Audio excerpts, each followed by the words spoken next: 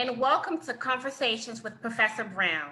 Tonight, we are going to discuss the truth about hair loss and natural hair care. Welcome to those of you who are joining us by Zoom, Facebook Live, and phone. Thank you for joining us.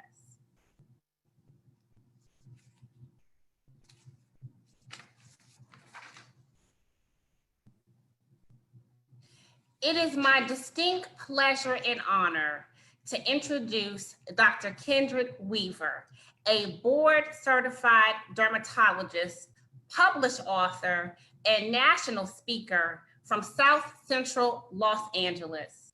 Dr. Kindred graduated from USC, University of Cincinnati, and completed her residency at Howard University in Washington, D.C.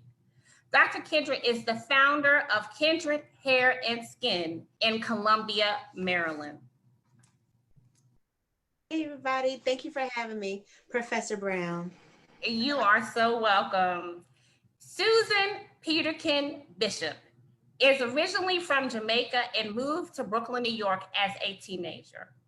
Susan is a senior licensed cosmetologist who is passionate about hair care and helping women like me who have experienced hair loss. Susan is the founder of Jaha Hair Studio, PeterKINdred Hair and Scalp Wellness Center in Columbia, Maryland. Hi, everyone. Thanks for having me. Thanks for having me, Professor Brown. Hi, Susan. Thank you for being with us this evening. Well, here I am. Last August, I went to a sorority event, and I noticed after looking at this picture on the left, I said, man, my hair really is starting to thin. Prior to that, I had gone to the hair salon to get my press and flat iron, and my hairstylist brought to my attention this bald spot in my scalp that you see to the right. Along with the hair thinning and the bald spot, there was tingling, itching, and burning. So me being the strong-willed person that I am, always believing that there's a solution to every problem, I sought out to find a dermatologist. Like so many African-American women and people of color, I went in the wrong direction. I received an incorrect medical diagnosis and treatment. But throughout this time, I began to research how perhaps I could do small things at home to help myself. So some months went by. I promised myself, I said, I'm gonna do one more hair weave in the year. Everybody knows me, I love my hair weaves with the nice part in the middle. These days, I'm wearing a wig. But right before America went into quarantine due to COVID-19, my last day at work, this pretty picture to the left, I went and got a press and curl because I had an event at work, even though it was going to be the last day on campus. I still noticed that there was some thinness to my hair, but some minor improvement because I no longer had the weave. I was no longer putting tension on my hair. I had a conversation with the stylist who did this hairstyle, and I said, you know, I found this new dermatologist. I have an appointment coming up. What do you think? Do you think I should go? And she said, Tanya, I really think you should go. So she encouraged me to start monitoring my edges. She encouraged me to start to twist my hair. Then I found the dream team. And the first person in the dream team is Dr. Kindred. Ladies and gentlemen, please allow me to share with you. Everyone who knows me knows that I am very honest and very transparent. I have to be. I've showed you my bald spots on this PowerPoint. Via telemedicine. So Dr. Kindred was in compliance with what the governor told her. She had to shut down her practice. She very quickly and efficiently moved to telemedicine. Initially, I was told that no new patients would be able to come in on telemedicine. Well, I had a nice talk with her staff and finagled my way and begged, cried, pleaded. I said, you have to allow me to keep this appointment. They helped me. They allowed me to keep my appointment. My first first appointment with Dr. Kindred, I described my symptoms. I showed her some pictures. She said, Tanya, you have CCCA. Now, when she comes on, she's going to tell you what that stands for because I still cannot pronounce it. She said, but when we get out of quarantine, you have to have a biopsy. I said, well, what do you mean? I had never heard of getting a biopsy in my scalp, my head. None of that sounded like anything that I wanted to do. She said, in order for me to treat you holistically, we can start now with a medicated shampoo, a medicated ointment, and Nutrafol hair vitamins. But we cannot have a comprehensive plan until we come out of quarantine and you get the biopsy. Isn't that what you said, Doc? Absolutely. All right. Then so I said, okay. I said, well, Doc, I had my hair pressed one last time. I did get a suggestion to start getting my hair twisted, but I can't walk around looking crazy because we could possibly be shut down. Well, what am I gonna do about how I'm going to look daily? She said, you need to call Susan. I said, okay, Doc. We ended the meeting. I called Susan immediately. This is pre-100% quarantine. I was able to get one appointment in pre-100% quarantine. Susan and I had a discussion. I said, Susan, I'm scared, I'm frustrated. Just tell me the truth. Do I need to cut all of my hair off? She said, no, Tanya, but you do need to stop with that press and comb, the flat iron, all of that. I'm not saying forever, but for now.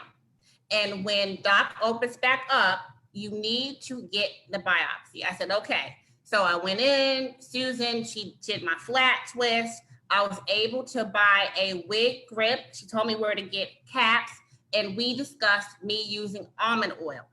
When we came out of quarantine, first order of business for me was the biopsy. I had stitches in my head for 14 days. When I came back to receive my diagnosis, Doc said, now, Tanya, none of this is fair. I'm thinking, well, I'm getting ready to die. What's going on? And I actually asked her, I said, well, Doc, I mean, this is not funny, but I said, her face, I said, well, do I have cancer or something? And she said, Tanya, no, we're talking about hair. I said, okay, well, all right. So she said, it is confirmed. She showed me the pathology report. You have CCCA, which is a hereditary condition, and FFA. Now, CCCA is the picture that you saw on the previous slide where I had hair loss in the middle of my head. FFA means that there's a probability that my hairline in the front of my hair would eventually start receding back. Ladies, y'all know I fell out, but I got up, dusted myself off.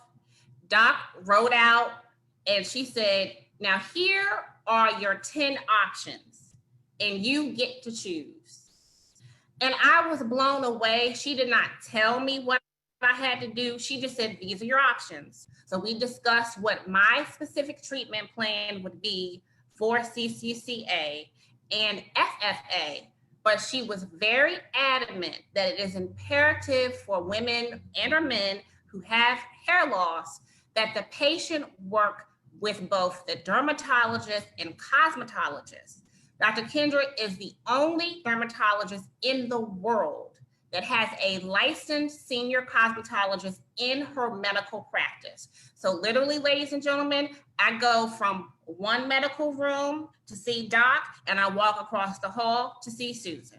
So once a month, when I get my injections, I see Dr. Kindred, and I see Susan twice a month. And from my particular treatment plan, I get a shampoo and conditioner, and then I have to get a stimulating scalp treatment, trim, that's every 6 to 8 weeks, and a hair checker every 6 to 8 weeks.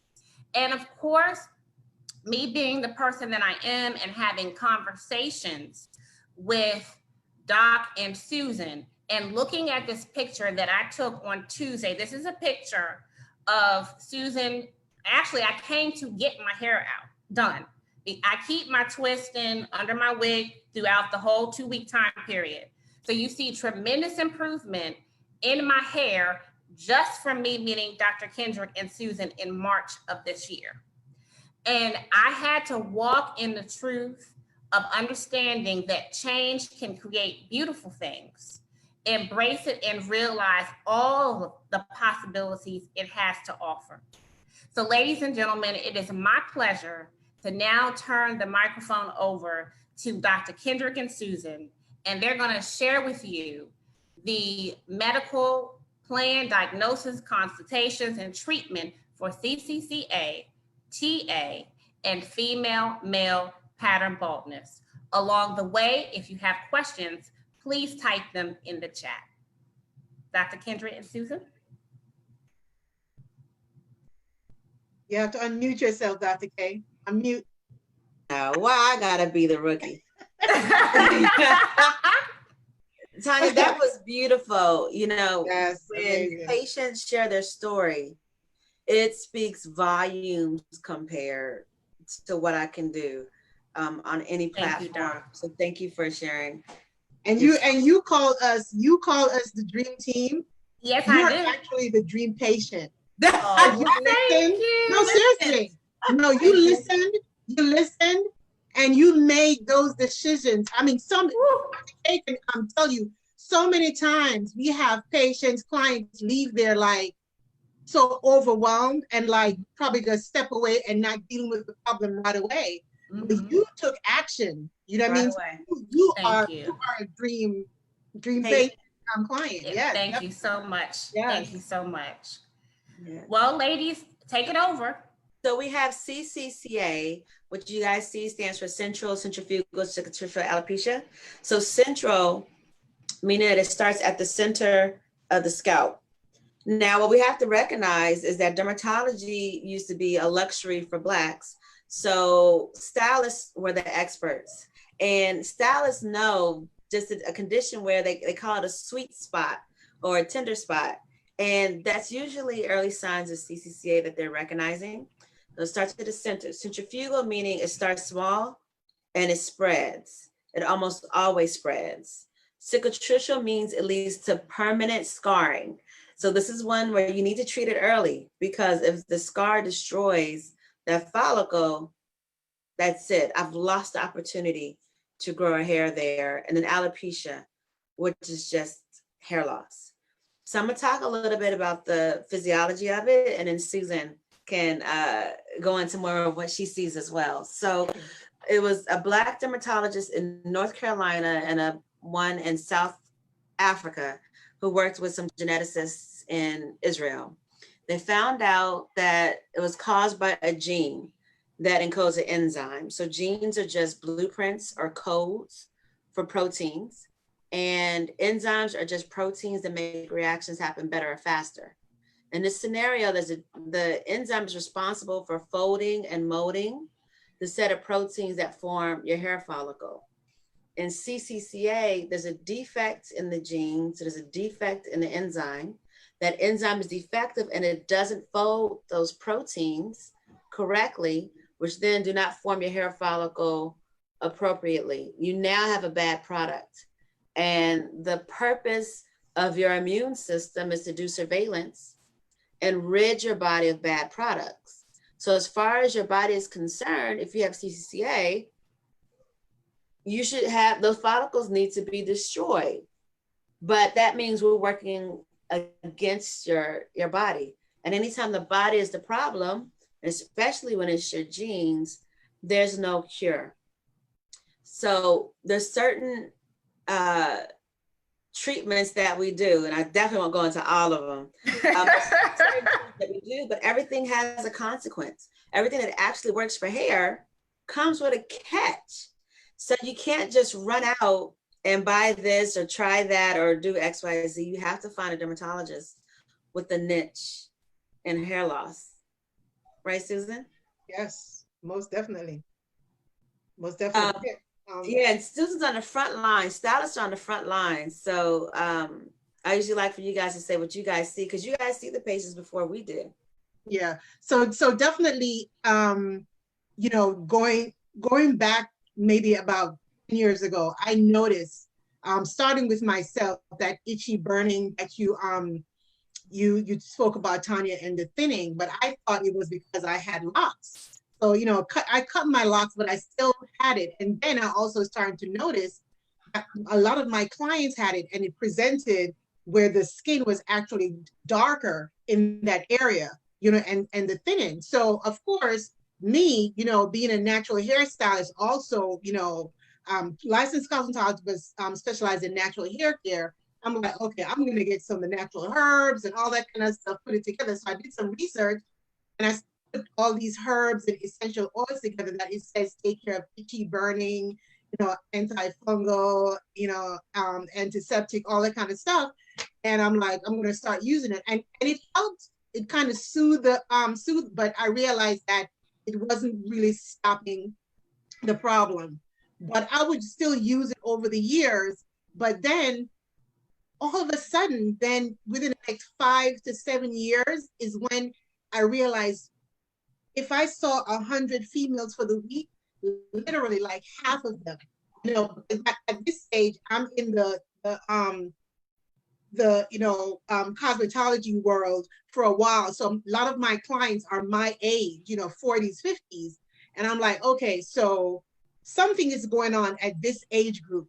So I decided to start learning some more. So, that's where I met, Dr. Lindsay, Dr. Kindred. But I'm just saying that we as hairstylists, we see it every day. But instead of a lot of us, because back then I didn't know that I should send someone to a dermatologist, but of course I know better now. But now there are so many products out there, quote unquote, helping to solve the problem, but it did not get to the root, because I have since learned that you have to be properly diagnosed. I remember when I went to a dermatologist, when I was feeling mine, she gave me an ointment and she told me it was because I was pressing my hair and the oil from the pressing fell down on my scalp and scarred my scalp. I believe that, because one of the most traumatizing things growing up in Jamaica was getting my hair pressed and walking in the hot sun and smelling that burnt hair and the top of my scalp burning. So I believed it, and she gave me an ointment. It worked for a while, but if there was any kind of stress or anything going on, that CCCA would just come back, and I recognized the same in my clients. And I'm like, something else is going on. So until I met Dr. Yolanda Lindsay and Dr. Kindred, and I was taught properly as a licensed cosmetologist how to spot CCCA, how to deal with it. And the first thing I always tell my clients, please go and get a biopsy. And the word biopsy always scares them. So I am glad that I had the experience. So I was able to tell them firsthand, like, listen, it's not going to hurt, okay? Because she numbs you. Initially, you'll feel that needle where she numbs you a little bit, but it's like a little pin stick, and then you just feel some pressure. It's coming out of the biopsy where you maybe get like a slight headache or something like that, but otherwise from that, it's just, and how you feel empowered now that you know what's going on and that yes. You can do it, right? So empowered. And also myself as a stylist, now when I had to kind of ease off and say, go get the diagnosis now, and as same with you, Tanya, once we knew that you had CCCA and FFA, especially the CCA, that I knew that my herbs concoction that Dr. Kindred, whenever she passes the room, she says, oh my God, I love the smell of that stuff. I love that stuff. Right. And she and I sat down, I showed her all my ingredients, and she's the one who gave me all the words. She says it's antiseptics, it's antifungal, it's what are the other ones you told me? Anti-inflammatory. Anti-inflammatory. You know what I mean? So even then when I was doing the herbal, I didn't realize that I had all these things in there. So getting with her, I realized the power of my herbal and that what was doing. So the both of us working together. So so say for instance, the herbal rinse in between when you're getting the shots, when it's time getting closer to get the shots, you start to get that itchy feeling again, especially when you first start. Getting that herbal in between keeps that, that itchy burning down so that the injections can work so much better. So that's that symbiotic relationship. And it's beautiful.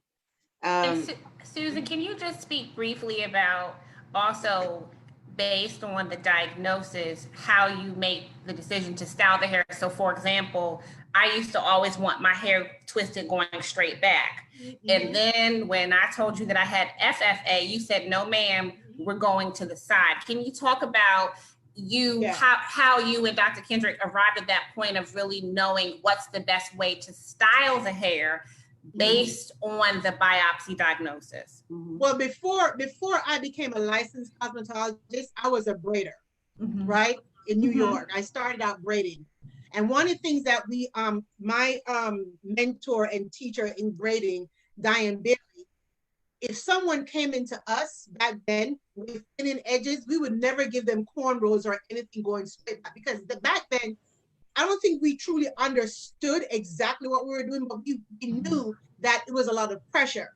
So we would always braid the hair going down and around. If someone wanted their hair back in a ponytail, we wouldn't have the braids going all the way back. We would braid down and around to take that pressure. So when you said you like your flat twist going back, I remember when I started going to the side, you was like, I said, it's still gonna go back and it's still gonna look beautiful. Okay, Tanya?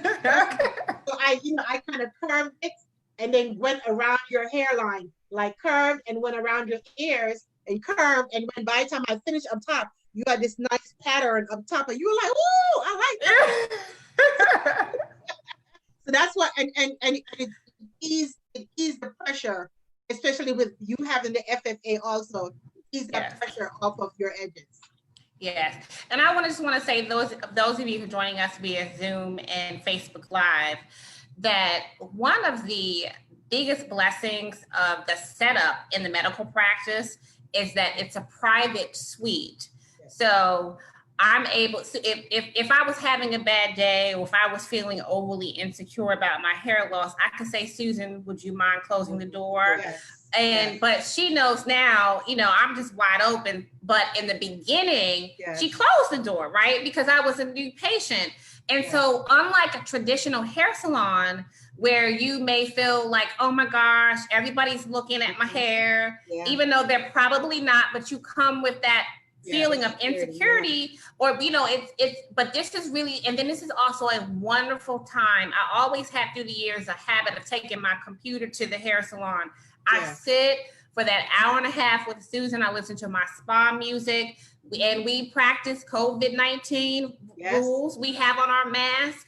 And it's just a really wonderful experience because it's a regimen that I now incorporate into my self-care. It's good for my hair health, my mental health, and just my overall well-being.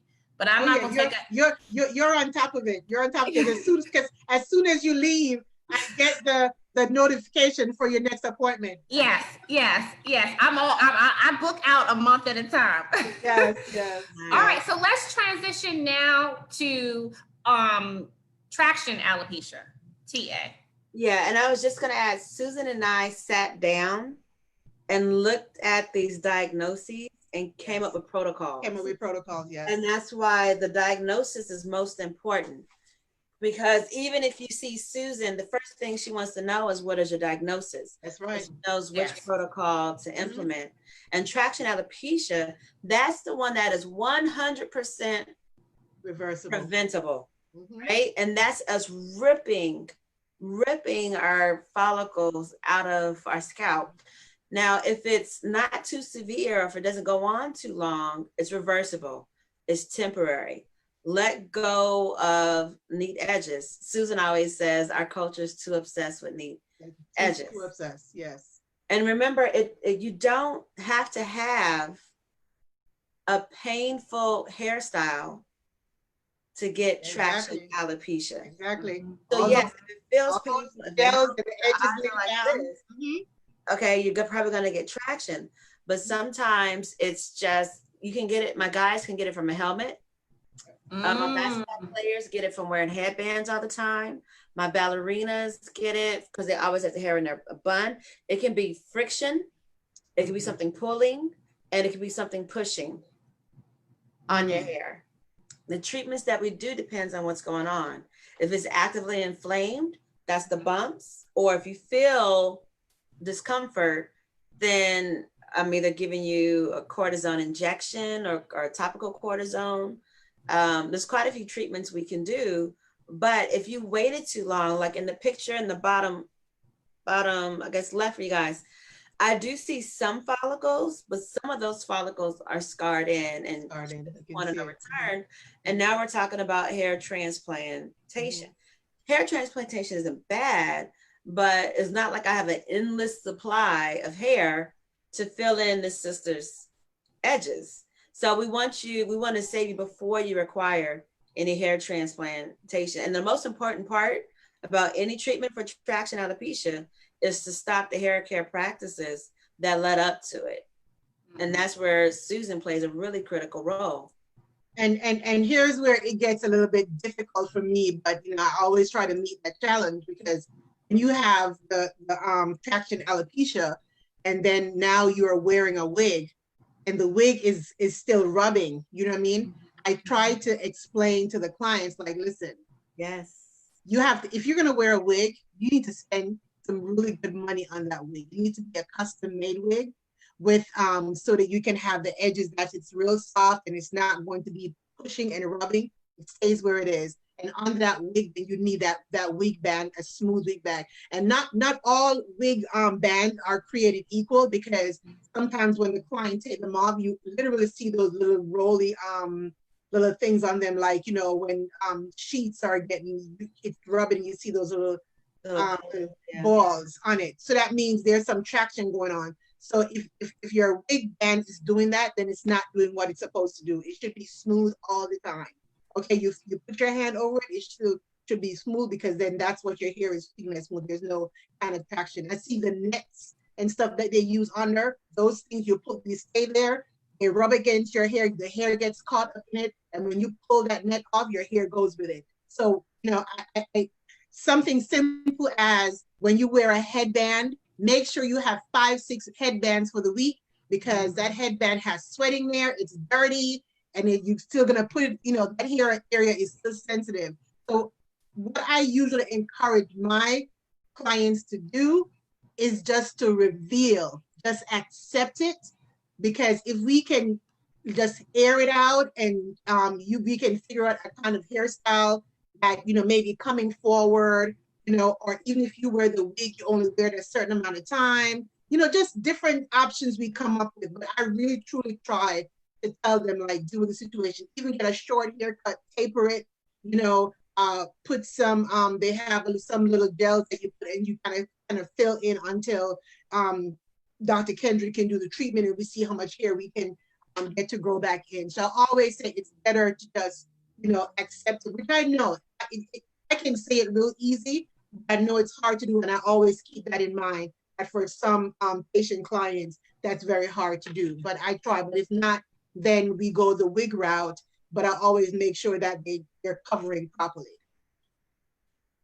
Yeah. Very good. And then the female male pattern baldness. And so, so the next one, those are all the same thing: female, male pattern baldness, androgenic, alopecia. They're all the same thing, just different names.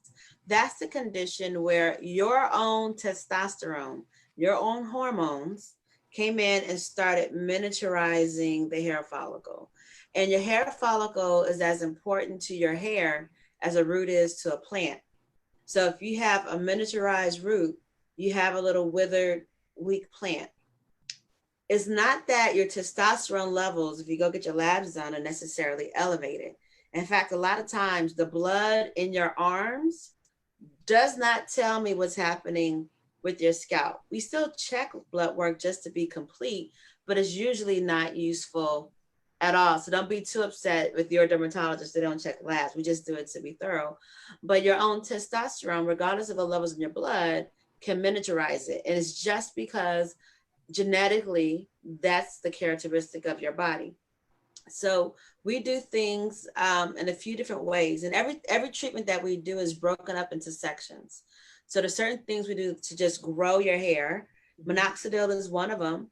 Minoxidil works, it's cheap, We, you guys can get over the counter. We prescribe it in prescription strength, and we also prescribe a pill, but you're locked in for the rest of your life. Everything has a catch, but it's very effective for female and male pattern hair loss. The other thing is sometimes just growing your hair isn't enough because that follicle is so shriveled up, and we have to do PRP, or platelet-rich plasma. Some of you now I'm seeing have heard of PRP, and I know some of you think that it's like it's new and cutting edge, how we draw your blood, we spin it down, and what we're doing there, let me back up. We draw your blood and we spin it to leave behind your red blood cells. You don't need it, you have a rich blood supply. We leave behind your white blood cells. We don't want that because that's what releases inflammation. And we use what's left, which is plasma. Now, plasma is to your blood what broth is to chicken noodle soup. And the reason why we just want the broth in your blood is because that's where your platelets are. So really quick on platelets, when you cut yourself, you don't bleed to death. And that's because your platelets formed the scab, it formed the clot. But the reason why you don't need all of your scabs for the rest of your life is because those same platelets released chemicals into the cut that triggered your healing process. And those chemicals are your growth factors. So when we take your growth factors and inject it where you have these shriveled little follicles, your growth factors will trigger that same healing process, bringing your follicle back to its original size and shape. Now, if this is the follicle we're working with, you grow a normal hair, and we call that repair. That's actually our old way of doing it. We still do it. I still do at least one of those cases a day. But what's new to us, what we consider new and cutting edge, is a version of PRP where we don't use your blood and we don't inject it into your scalp. So we use your blood, we call that tried and true. Done about 1,000 cases. I have about 7 patients that didn't have a good outcome. We know that like the back of our hand. But the new ways, we take a laser and we run it over your scalp. And then we take purified growth factors from the lab that's 1,500 times more potent than normal. And we just massage that into your scalp. It's new. I don't, cutting edge sounds sexy, but I don't have 5 years and 1,000 cases under my belt. I mean, it's not new to me, it's new to the world. But Susan, don't we love it? Oh, we love it. Oh, we love it. I got it. My edges came back. Yeah, we love I mean, it. literally after what, 6 weeks? Yeah, it works so fast, right? Very fast. Yeah, Very there's fast. no guarantees in medicine. Like I can't even guarantee Tylenol is gonna like get rid of your headache. But we break these things down into categories: growth, repair, wellness, and neutralizing inflammation. And that's the case for androgenetic. There's no one size fits all. Even if I had a cure for hair loss, it still has to fit. It still has to fit you. Yes. But female pattern hair loss is actually one of the easiest things to treat. And what I want you guys to understand is I don't want you to see one of my colleagues that look at you, see a Black person, look at your hair, see its hair loss, and assume that it's CCCA. And that's because CCCA is the #1 form of hair loss in Black women. You can have female pattern hair loss too. There's nothing about being Black that protects us from it. It's just that CCCA is most common. That's why everybody, unless it's someone who absolutely refuses, even after we try our best to convince them, that's why everybody gets a biopsy. And I feel everybody deserves a biopsy. Yeah, absolutely. Absolutely. So as far as what I do for female pattern baldness, I just try to keep the hair as healthy as possible. I do a lot of steam treatments. When you have female pattern baldness, that area, the hair tends to be dry and brittle. So we try to make sure I get a steam treatment. Also, a lot of protein, maybe every 6 weeks or so, because, you can get protein overload. So just try to, as usual, style the hair in such a way that it's covering over, and I find that with Dr. Kindred's treatment and what I do, usually people are getting really, really good results. I mean, I'm a big advocate of flat twist and two-strand twist when you're going through any type of hair loss, because, you know, you can cover over with, you know, there's a way how I do the two-strand twist, you know, the way how I part it, my parts and cylindrical, that I can cover over an area. If your hair is long enough, I can, you know, roll it, you know, so you can do different things. It all depends on what you're going to, but I just try to keep the hair as healthy as possible. So when Dr. Kindred's, you know, medication is working, you know, your hair is not constantly breaking off because it's dry and brittle. So just try to keep it as healthy as possible. Mm-hmm. Excellent. Very good. Well, now is the time to transition to the Q&A. We're going to try to get through as many of the questions. I was amazed, Doc and Susan, by the number of questions that came in. Some of the questions you have already answered. And I'm just going to ask a couple of them before I bring a few people in live. One question that came in via email, Doc, from one of your church members that ended up having a schedule conflict. She wanted you to tell us the truth about biotin. Tell it, please. Yeah, tell it, please. Oh my gosh. Don't want my life to be cut. Oh my gosh. I try to tell my colleagues also. Okay. Biotin does not work for hair loss. Did you all hear that, ladies? Hair loss, biotin doesn't work for hair loss. Your nails will grow, yes. I know. It says hair, skin, and nails. I know. It says that biotin helps the production of keratin. I know. Biotin does not work for hair loss. And it's not harmless. So when you get your blood drawn. My mouth is on the floor. Girl, that's I know. It's shocking when people hear that. Yes. Okay, so when you get your blood drawn, biotin makes the results come out incorrect, misleading me and your other doctors. Biotin actually has its own chemical reaction with the lab tests, making the results come out incorrect. So you can have a thyroid disease and biotin makes the results come out normal, right? And the thyroid, the only way we diagnose it mainly is through blood tests. So if you come in, so typically what happens is someone has brittle hair and fatigue. One of the first things an internist is going to do is check your thyroid. But you took biotin because your hair was breaking out and it comes back normal. Now you're undiagnosed, you're misdiagnosed because they're going to think your fatigue is from lack of sleep and your brittle hair is from your relaxer, whatever. Also, you can be completely healthy and biotin will make it look like you're having a heart attack. And they're going to keep looking for this heart attack and keep looking for this heart attack because the EKG is going to come back normal.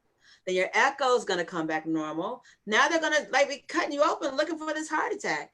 So, and someone actually died. So unless you need it for your nails, biotin plays no role in hair loss. And biotin deficiencies, that is not have enough biotin in your system, is just not the case in an American diet. Yeah. So Doc, can you share, you put me on Nutrafol. So can you talk about that? We can buy it through your medical practice. And I'm on month 4 and I'm seeing tremendous results. I think that's where the hair thickness is coming back, which is in the PowerPoint. So can you talk about the 3 different types of Nutrafol vitamins? So there are 2 vitamins that I consider the best, and it has the most robust scientific evidence for hair loss, and it's Nutrafol. And there's 3 types. There's Nutrafol Balance, which I use for women who don't plan on becoming pregnant, and definitely those who are in menopause. They're all very similar. This one has more vitamin C. It also has collagen, and they figured out a way for the collagen to not be destroyed by your stomach acids, right? So not all vitamins, not all creams are created equal, especially if it's anything you take. The key that whoever's manufacturing has to figure out is how to get it past your stomach acids. Remember, your stomach acids can break down just about anything, kills germs and bacteria. So it can't be something as fragile as collagen. So there's technology behind it.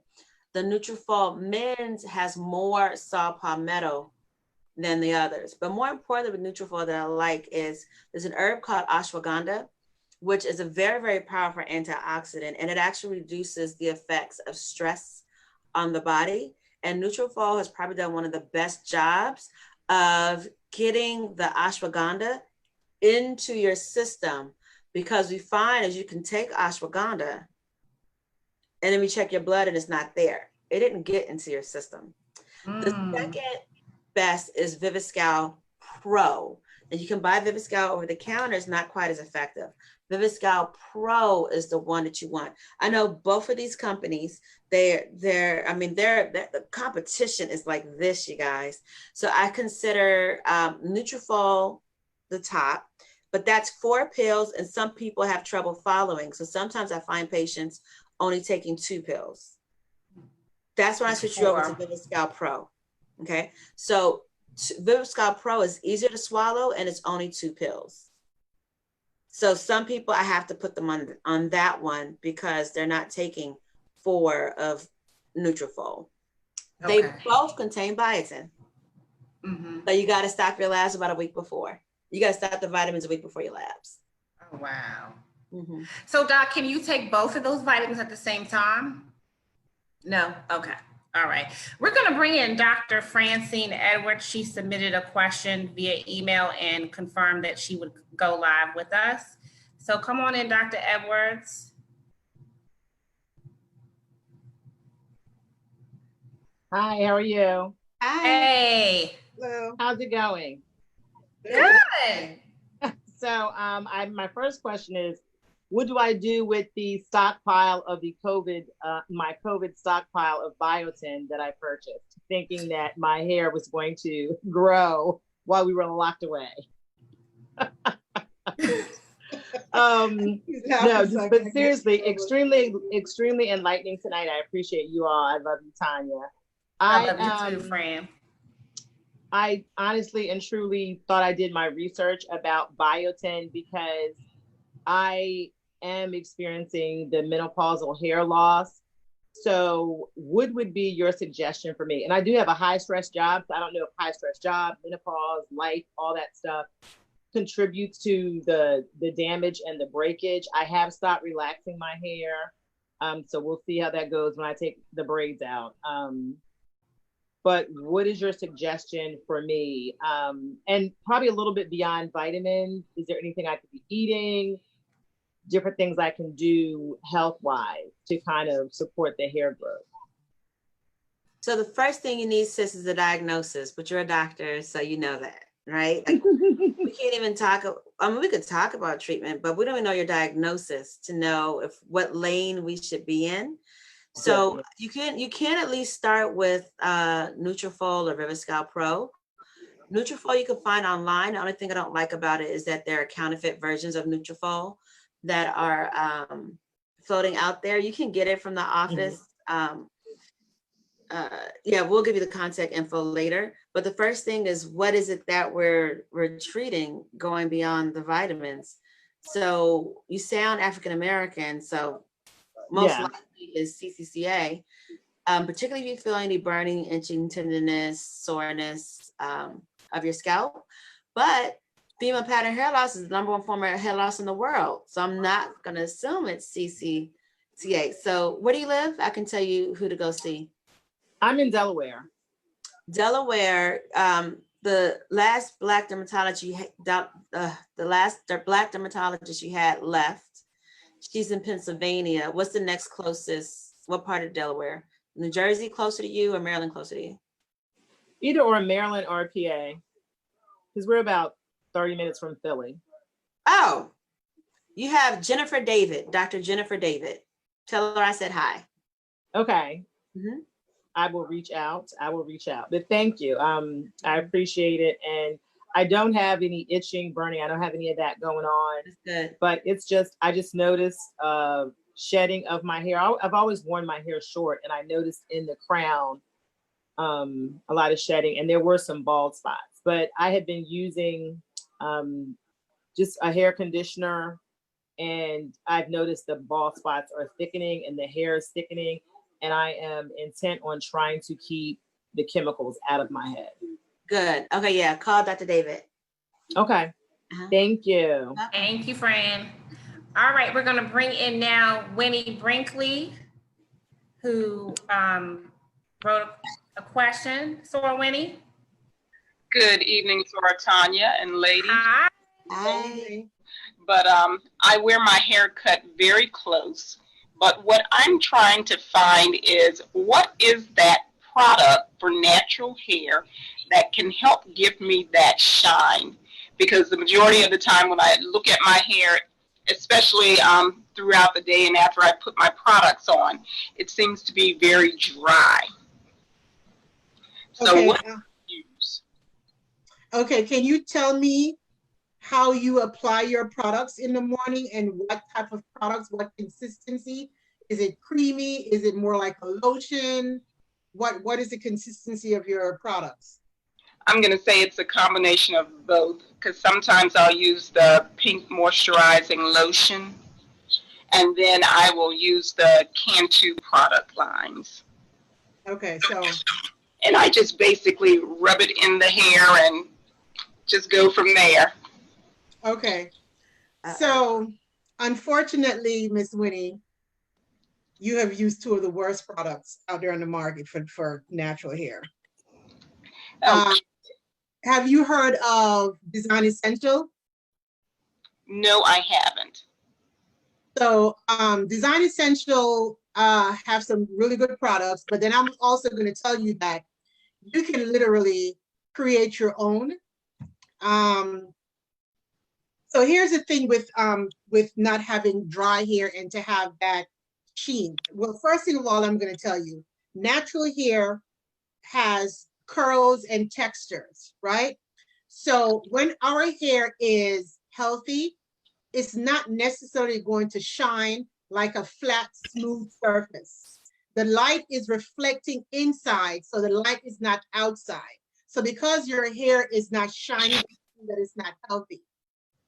So let's discuss dryness, right? And so if we can take care of the dryness, that way if you put an oil sheet on top of it, you will have more of a nice sheen. So when you said you wear your hair close, yes, before you put the lotion or whatever on it, do you dampen your hair? What was that? Before you put the pink lotion or the Cantu on it, do you dampen your hair, like moisturize with water? No, I don't. Okay, so that's the first thing. Remember, moisture is water. But we have to retain that moisture, because if we just wet our hair with water, it will just, the water will evaporate and it'll become dry again, right? So as soon as, so say for instance, tomorrow, before you go and get some other products, and you can reach out to me and we can do a virtual consultation where I can give you more details. But so because you still have the Cantu and the pink lotion, let's take advantage of that, because that's what you have. Get yourself, you can just put your hands under the water, wet your hair up slightly, right? Damp, not too wet, damp. Then as soon as you do that, you go in. I would prefer the pink lotion over the Cantu. Go in with the pink lotion and massage it in really, really well. Right? And before it gets totally dry, if you have an oil sheen or just regular oil, you put that oil in. That's going to seal in that moisture, because oil is a sealant. If you put oil and water together in a bottle, what does the oil do?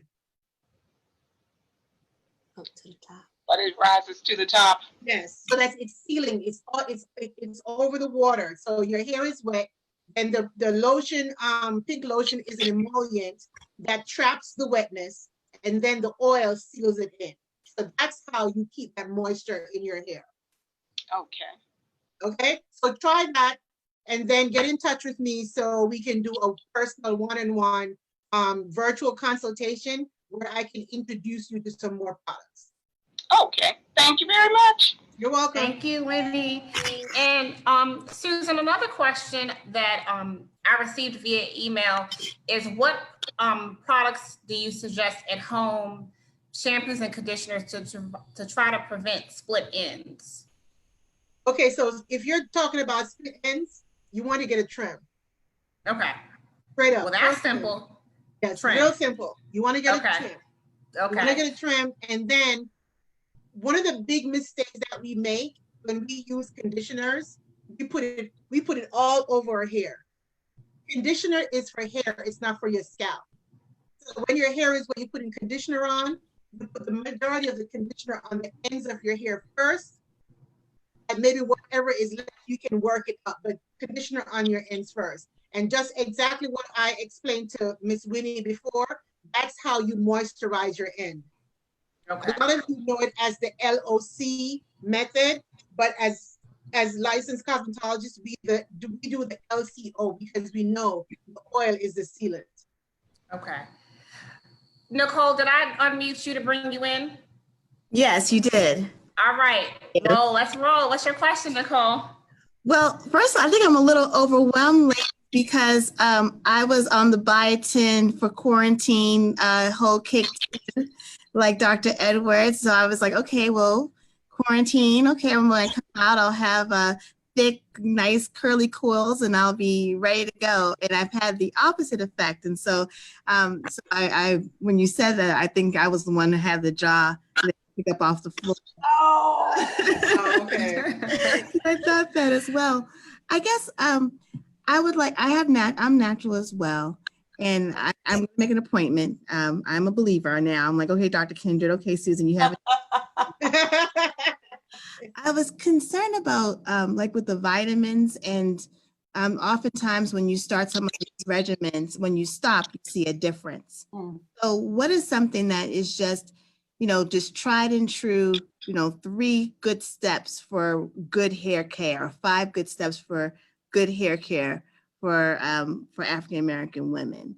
Because you're right, we wear the wigs. I was thinking when you said the wig band, I was like, oh my gosh, I need that wig band right now. I needed to go in the chat. Yeah. But what are some things that we just need to stop doing?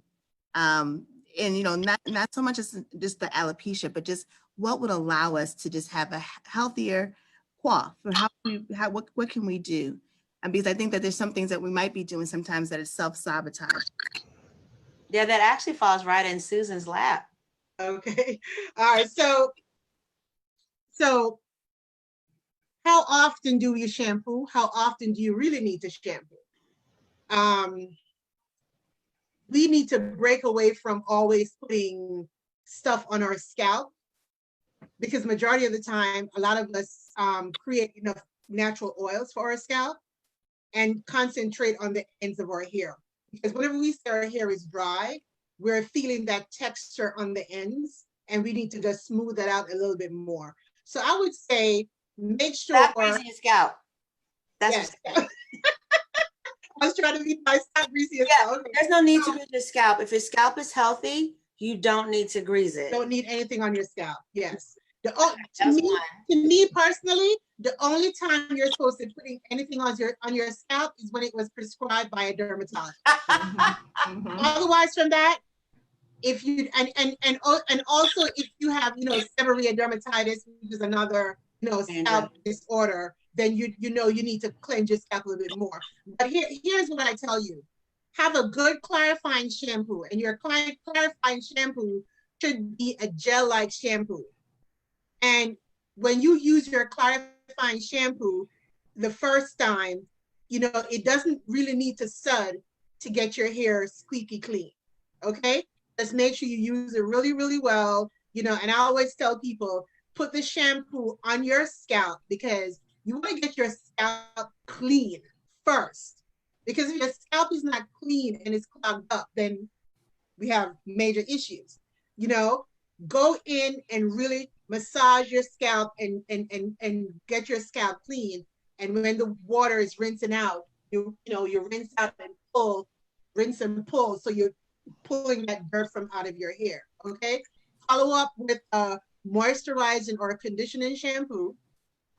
And then depending on the texture of your hair, that's why I can't really answer this question thoroughly, because everybody is on a, a different, regimen, because some people have more elasticity, porosity, their density. We just have to go into the different textures, use different products, right? But a good clarifying shampoo, moisturizing or conditioning shampoo, I would say get a regular conditioner and a light oil like an almond oil. I love almond oil unless you're allergic to nuts. Then you can use something like maybe, what other kind of oil, Doc? It's not olive oil. So olive oil feeds the yeast. Yeah, definitely not olive oil. And then you have apricot kernel, or what it's some. This is the way how I describe the oil. If you have the oil in a bottle and you shake it and it shakes like water, that's a very light oil. If you shake an oil like castor oil, it takes a while to kind of go the other way and this way. Then it's like too heavy. It's a little bit too heavy, right? Mm-hmm. So those are the 4 products. So you can literally take your oil and a little bit of your conditioner, and maybe like a teaspoon of conditioner, 4 ounces of water, couple drops of your oil, put it in the bottle, spray bottle, and you create your own leave-in conditioner, which, by the way, should only go on the ends of your hair. And if it is that you have short hair, you spray it in your hand while your hair is wet and you rub it over your hair so you're not putting the solid stuff on your scalp. So that would be a really, really good regimen to have.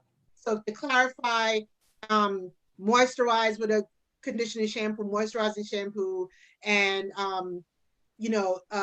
leave-in conditioner and oil as usual to seal. So you can intermix those shampoo. But as I said, it depends on your texture, how you wear your hair, what's going on. So definitely would have to see your hair, come to see me or do a virtual appointment or something so I can get more specific.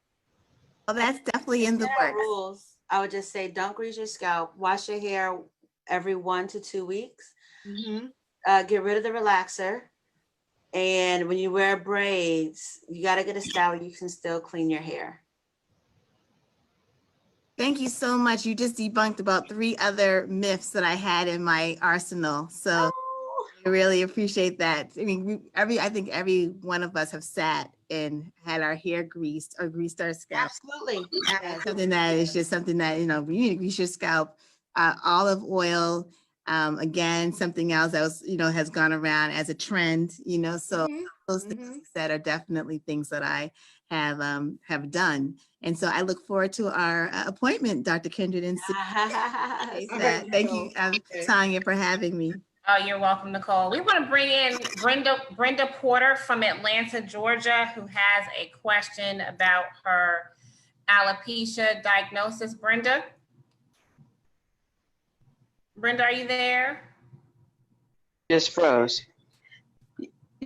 Hi, Brenda. Yes, I am. Can you hear me? Yes, Hi. we can. How are you? Fabulous. How are you? I have a couple of questions. I have extremely short hair. I shaved my head almost bald about 8 years ago because when I was in my 20s, I was told when I went to a dermatologist that I was allergic to lanolin. So I stopped using any sort of conditioner because at that time I could not find a conditioner that didn't have lanolin in it. So my hair is very brittle. But in addition to that, in my 30s, I started losing my hair and I had the itching, I had the burning, I had all of those things that you talked about.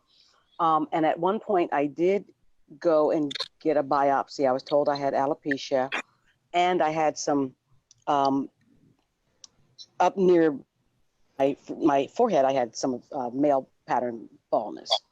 And my question is, I am now 60. So in my 30s until 60, is it too late for me now to try to save any sort of hair? I know you talked about trying to do it early. Okay, you said you had a biopsy and it said alopecia. Was your diagnosis male pattern hair loss? I was told near the front of my head, near my edges, I had male pattern baldness. Okay, was there a second diagnosis or that was just your diagnosis? That was it. That and the alopecia on the top of my head. Okay, so real quick, it's another myth. Alopecia isn't a diagnosis. Alopecia is just the medical term for hair loss. So you went in and you told them you had alopecia. It was their job to tell you which form that you had. So if we look at it this way, that would be like you going in because you have a cough, and then they come back and tell you, okay, you have a cough. It's the same. It's like hi and hello. So the question is, which of the 15 alopecias do you have in the center? Now, since you said center and you sound African American, we can guess CCCA, and that's more rapid than your male pattern hair loss. So chances are 30 years later, the CCCA did create permanent scarring. So the options there, what we do for patients in your same scenario, number one, we get the 2 diagnoses under control.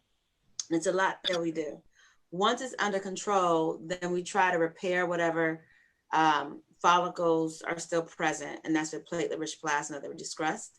And then once that's the case, then we can do hair transplantation, provided there's enough in the back for us to bring in and cover up.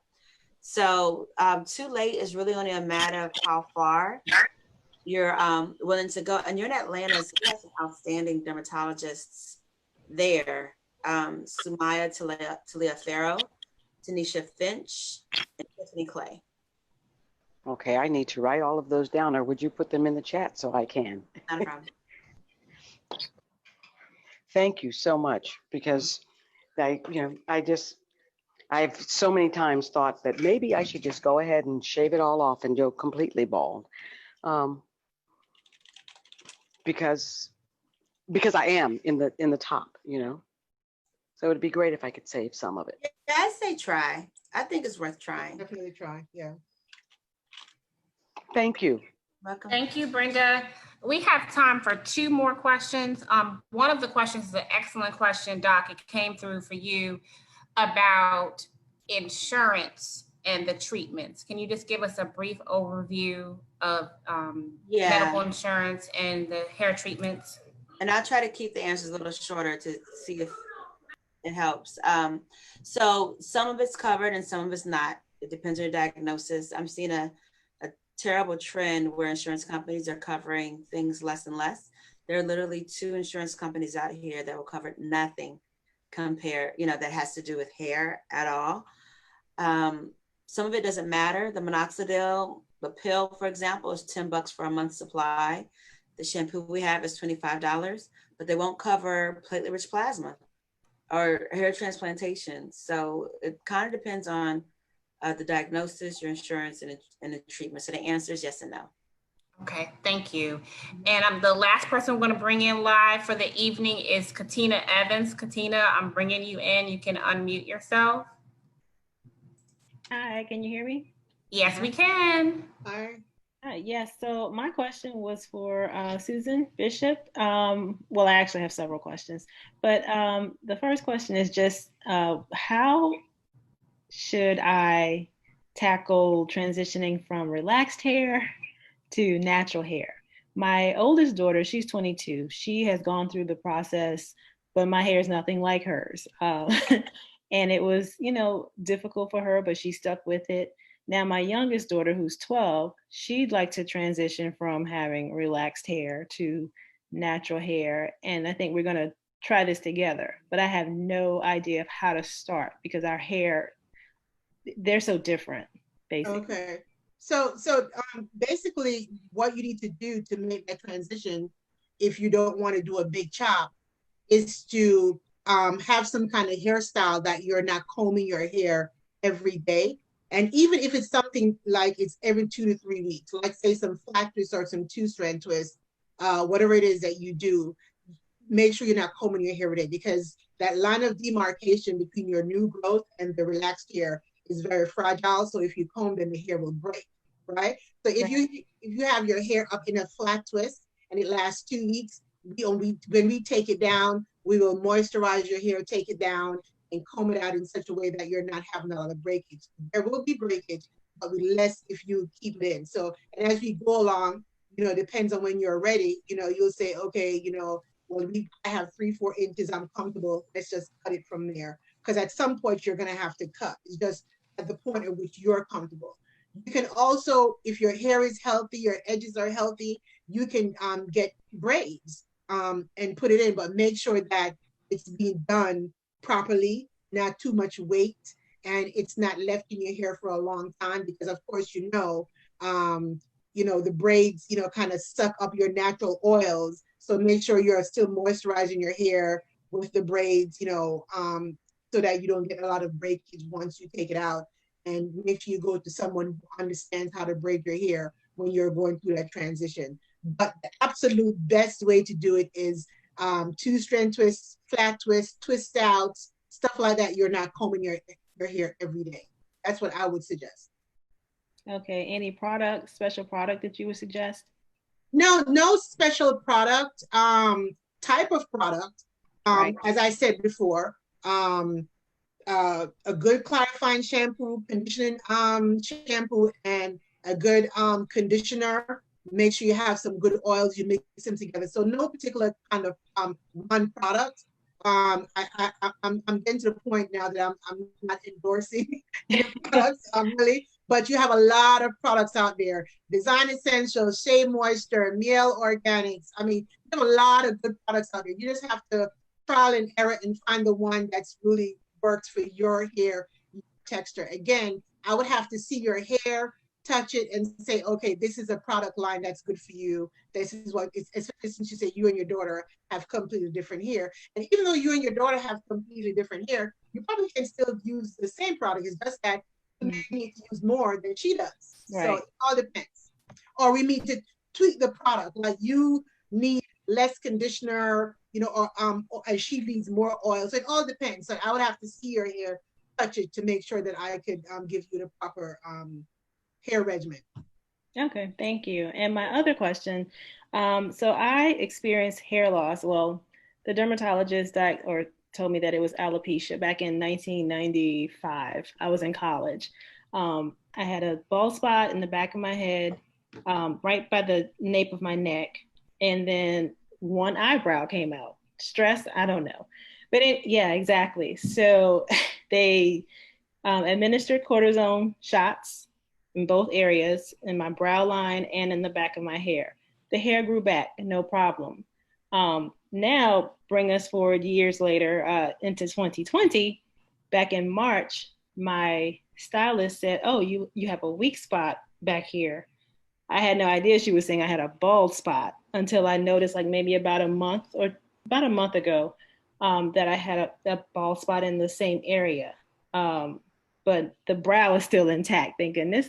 But I don't know if I need to visit a dermatologist again, just like you said, just to get to the root of the problem. That's the first question about my scalp, but then I have a second one, but we'll tackle this first one first. Sure. What you described that happened in college is alopecia areata. That's an autoimmune form. It almost grows back on its own within a year, about 75% of the time. But there's nothing about that protected you from any of the other forms of hair loss that we discussed. So yeah, your derm. And then I had a cyst that was removed from my scalp, I don't know, maybe over 5 years ago. I've had it removed twice. And the doctor has said that my skin is prone to, or my scalp is prone to cysts. And I find it hard to believe, but again, I'm no doctor, but I'm just trying to figure out what are my options so that I don't have to constantly have a cyst removed from my scalp. Now, when you said it was removed twice, was it the same cyst because it wasn't completely removed the first time, or did you get a second cyst? The same area, same cyst. So you only have one cyst. So it was removed the first time. There was nothing, I guess you could say it returned because it was a flat area, but over maybe about 2 years later, it started to grow again. And so I had it removed again. So I'm not sure if it just wasn't completely removed. Yeah, that's what it sounds like for the first. If you had it in 2 different areas, then I'm mistaken that you guys, I was answering your questions in the chat. Then that's usually pilar cysts. And yeah, patients just keep getting cysts in their scalp, we can't prevent it, and the only thing we can do is cut it out. But if you really only had one cyst and it wasn't completely removed, because in that same exact spot, Yes. got one again, I just think it just wasn't completely removed. With a cyst, for the rest of you, with the cyst, that means the skin that you see, some of it got trapped underneath, but it's still doing its job of shedding, so you get this ball of dead skin. And so now you end up with this sac. And if you don't remove this sac, it just fills up again, and now you got a ball again. So you have to cut it out completely if you want to get rid of it. If it's not completely cut out, and sometimes the skin on the scalp is kind of thick, you can miss a piece and then it comes right back. So Thank you so much. Thank you so much, Dr. Kindred. We are over time, and I'm just going to close out with one question that I'm going to ask on behalf of Joanne Smith. And it is, Dr. Kindred, does aging cause hair loss? Yes, if that's your diagnosis. There's some forms of hair loss that just doesn't show up until you have it at a particular age. And then if you have hair loss, as time goes by, it worsens. I just want to emphasize, you first have to have the diagnosis, and then the hair loss worsens over time. Okay. Thank you, ladies and gentlemen, for joining us this evening. The links to Dr. Kindred's Hair Care and Skin Center were posted in the chat. You'll receive a thank you email tomorrow. You can reach out to Dr. Kindred via Facebook and Instagram to schedule an appointment and to have consultations, to ask questions that we were not able to answer tonight. I also provided the contact information for Susan via the chat as well, and her information will be in the thank you email tomorrow. And I'm gonna allow Dr. Kindred and Susan to give closing remarks, and we'll see you all again soon. So once again, Professor Brown, thank you for having us. Thank you, as you guys just picked up, I really want you guys to know like the truth. And one of the, I guess my side hobbies is dispelling these myths. So thank you for allowing me to be on this platform to discuss it. Thank you. Yes, thank you, Professor Brown. Thank you.